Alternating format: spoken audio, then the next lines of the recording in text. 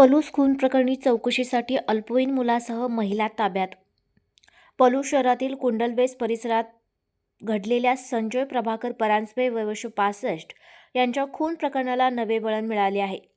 पोलिसांनी एका अल्पवयीन मुलासह महिलेला चौकशीसाठी ताब्यात घेतले आहे. बुधवार दिनांक 18 मार्च रोजी सायंकाळी अज्ञात व्यक्तीने धारदार शस्त्राने डोक्यावर वार करून परांजपे यांचा खून केला होता. घटनेनंतर पोलिसांनी सीसीटीव्ही फुटेजच्या आधारे तपास सुरू केला होता. घटनेदिवशी संजय परांजपे हे अमावस्येनिमित्त मंदिरात गेले होते. बराच वेळ ते घरी परतले नसल्याने मुलगा मंदार याने त्यांचा शोध सुरू केला.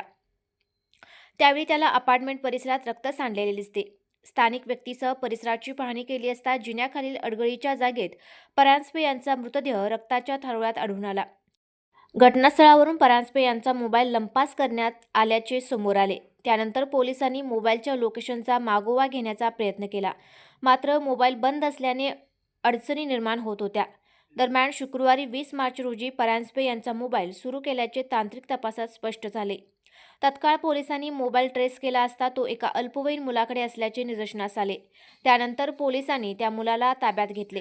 चौकशी दरम्यान त्याने एका महिलेचे नाव सांगितल्याने पोलिसांनी त्या महिलेलाही चौकशीसाठी ताब्यात घेतले.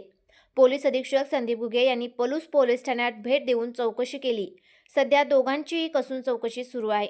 या संदर्भात पोलीस निरीक्षक सिद्धेश्वर जंगम यांनी सांगितले की या प्रकरणी महत्त्वाचे धागेदोरे हाती आले आहेत. चौकशीनंतर आणि पुरावे निश्चित झाल्यानंतरच संबंधितावर गुन्हा दाखल करण्यात येणार आहे.